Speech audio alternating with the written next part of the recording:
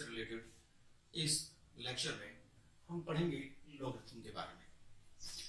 पहली बात, लॉगरिथम की क्या इंपॉर्टेंस, फिर हम आएंगे लॉगरिथम की डेफिनेशन पे, फिर लॉगरिथम के कुछ इंपॉर्टेंट रिजल्ट्स, और फिर हम सॉल्व करेंगे a few questions related to these.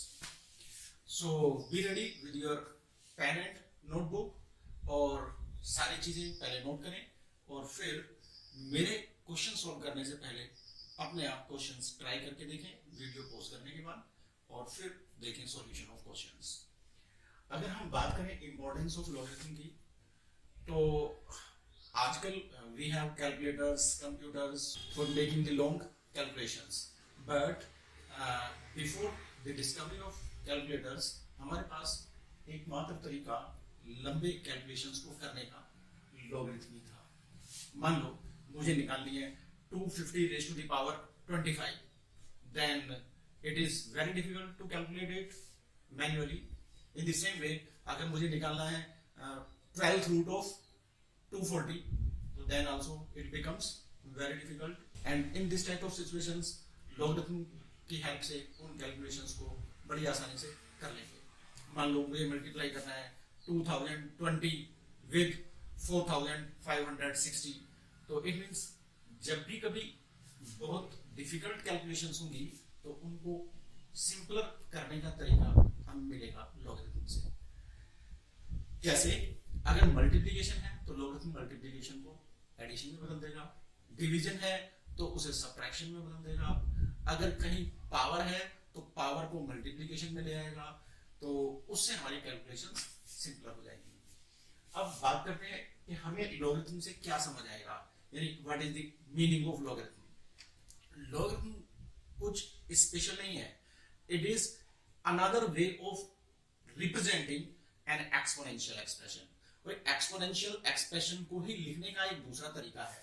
जैसे अगर हम बोले a raised to the power x is equal to y, तो क्या होगा यहाँ, a is the base, x is the exponent, और y क्या है, value of this exponential expression.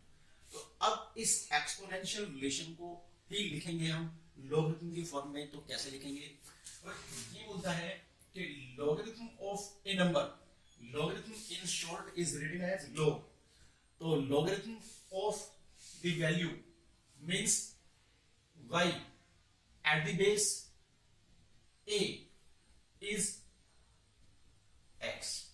It means logarithm of the value of exponential expression at the given base will be equal to the exponent of the exponential expression. So it means log of y at the base a is equal to x. So in these two ways of representation are equivalent. ये implies करेगा इसको और ये implies करेगा इसको। अगर log of y at the base x हो गया तो इससे हमें एक और बात समझ में आती है कि a की power x, x means log of y at the base a, log of y at the base a, तो a की power log of y at the base a हमेशा हमें देगा y। कैसे, शायद समझ में आया। क्यों, क्योंकि a की पावर x अगर y है तो इस एक्सपोनेंशियल रिलेशन को हम लॉगरिथम की फॉर्म में लिख सकते हैं, log of the value at the base is equal to exponent। और अब अगर इसी में यानी पहले वाले एक्सप्रेशन में हम वैल्यू डाल दें x की, x is log of y at the base a, तो a raised to the power log of y at the base a will become equal to y. So it means this relation can also be used if required anywhere. अब अगर हम कुछ बात करें कुछ useful results of logarithm की, तो पहली बात, any number raised to the power 0 is 1। यहां एक बात और समझ लेनी है कि लॉगरिथम के लिए ये number y as well as a cannot be negative. It means y और a should be greater than 0 and a should not be equal to 1. अब अगर a 1 होगा तो क्या होगा अभी पता चल जाएगा. भाई a to the power 0 is 1. अगर any number raised to the power 0 is 1, then this implies that log of 1 at any base is always 0. दूसरी बात, if we say any number raised to the power 1, then any number raised to the power 1 will always give us a number itself. अगर a की power 1 से हमें वापस a ही मिलेगा तो इसको भी रिप्रेजेंट कर देते हैं लॉगरिथमिक एक्सप्रेशन में. log of a number यानी log of a value at the same base is always 1. तो log of a number at the same base हमेशा 1 होगा. क्यों होगा? Because any number raised to the power 1 will give us the number itself, or a to the power 0 equal to 1 means log of 1 at any base will always be 0. Logarithm की अब तक की अपनी understanding को strengthen करने के लिए अब हम सॉल्व करते हैं कुछ क्वेश्चंस. जैसे पहले क्वेश्चन में बोलता है x plus 1/3 raised to the power 4 equal to 1/81 in logarithmic form. अब अगर लॉगरिथमिक फॉर्म में बदलना है तो ऐसी फॉर्म को ऐसी फॉर्म में बदलना है. इसका मतलब log of the value means log of 1/81 at the base this time is 1/3, तो at the base 1/3 is equal to 4. तो ये हो गया representation of exponential expression in terms of logarithmic form. Now दूसरी बात पे चलें, express 7 as exponent of 3. अगर 7 को एक्सप्रेस करना है एज एक्सपोनेंट ऑफ 3 तो मान लेते हैं 3 raised to the power x is equal to 7. अगर 3 raised to the power x 7 हो जाएगा तो this implies logarithm of 7 at the base 3 is x. अगर logarithm of 7 at the base 3 is x तो x तो हमारा अननोन था, हमने इस x को खत्म करना पड़ेगा. अगर x को खत्म करेंगे तो क्या करेंगे, x की ये वैल्यू यहां डाल देंगे तो 7 इज इक्वल टू हो जाएगा हमारा 3 raise to the power x. x means log of 7 at the base 3. फिर इस पार्ट को सॉल्व करने के लिए हमने क्या यूज किया, ये वाला a raise to the power log of y at the base a equal to y. अब बात करते हैं थर्ड क्वेश्चन की. तो third question, find x if x is equal to log of 3√3 at the base √3. तो क्या करें, x की वैल्यू ये है, अगर ये है तो इसको रिप्रेजेंट करते हैं किस फॉर्म में, एक्सपोनेंशियल फॉर्म में. This implies base is √3, exponent will be x is equal to value means 3√3, and it is the solution to first part. This implies √3 means 3 raised to the power half. English इसमें हमने समझा था भाई, √3 means 3 raised to the power half. Half into x will be 3 raised to the power x by 2 is equal to 3 raised to the power 1 into 3 raised to the power half, and multiplication में powers add हो जाती हैं तो 1 plus half will be 3/2. तो 3 raised to the power x by 2 is equal to 3 raised to the power 1 plus 1/2, that is 3/2. और अब exponential expression simple है, basis भी इक्वल है, तो इक्वलिटी तभी होल्ड करेगी जब इंडिसेस भी इक्वल हो. It means x by 2 must be equal to 3/2, or it means x is equal to 3. So in this way we can find the value of x in first part. If we come to the second part, तो second part हमारा क्या कहता है, log of 1/4√2 at the base x is -5. तो again इसको exponential form में बदलें. अगर एक्सपोनेंशियल फॉर्म में बदलें तो बेस की power exponent is equal to value. It means x raised to the power -5 is equal to value is 1 upon 4 root 2. This implies x to the power minus 5. We can first make the power positive. How to make it positive?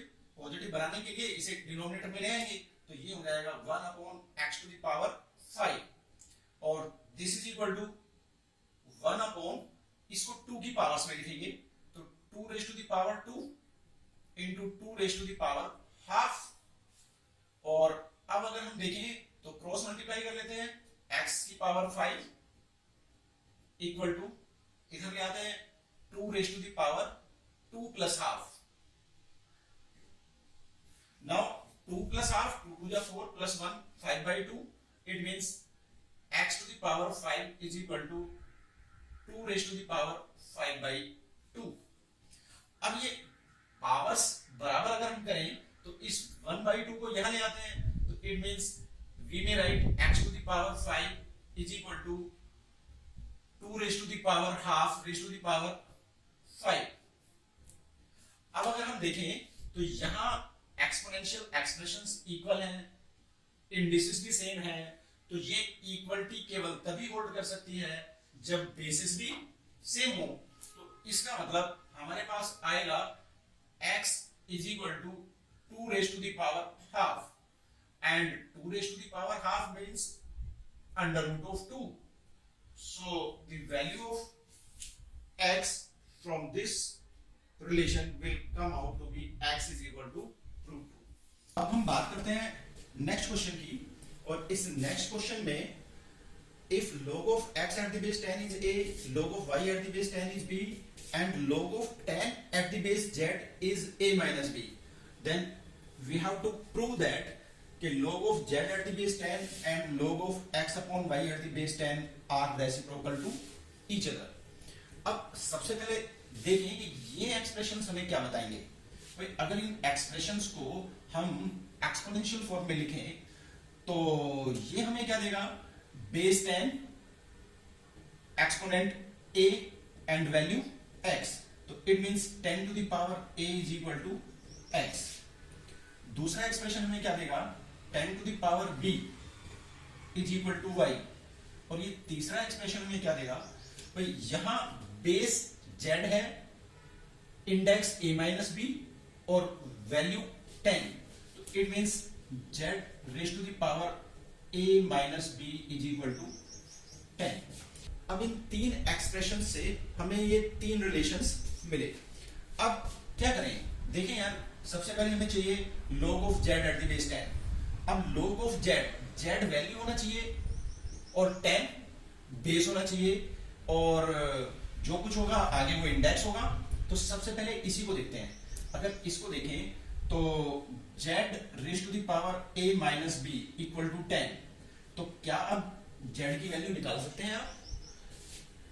अगर z raise to the power a minus b 10 है तो दोनों तरफ power 1 upon a minus b कर दें.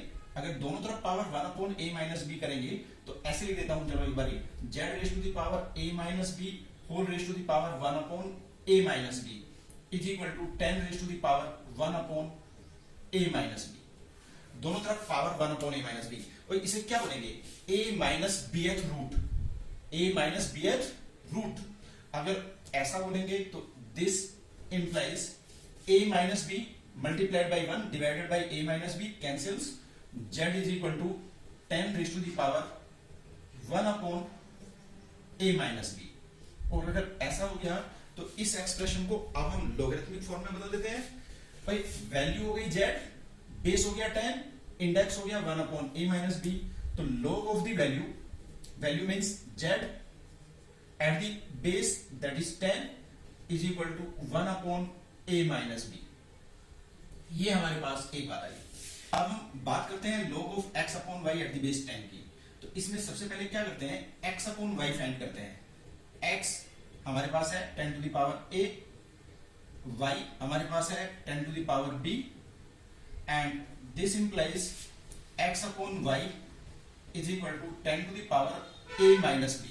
Why a minus b? Because in division the powers get subtracted. This implies, अगर हम अब इसे चेंज करें लॉगरिथमिक फॉर्म में, तो वैल्यू हो गई x upon y base 10 index a minus b. तो log ऑफ द वैल्यू यानी log of x upon y at the base 10 is equal to a minus b. ये हमारे पास आई सेकंड थिंग। अब अगर हम फर्स्ट और सेकंड को देखें तो from first and second multiply कर दें log of z at the base 10 multiplied by log of x upon y at the base 10 equal to 1 upon a minus b multiplied by a minus b, that is 1। और जब भी कभी दो numbers की product 1 हो जाए तो इसका मतलब वो दोनों नंबर्स एक दूसरे के रेसिप्रोकल है। This implies log of z at the base 10 and log of x upon y at the base 10 are reciprocals of each other. So it was about the few questions related to logarithm. In next lecture we will understand the rules of logarithm and then questions based upon those rules.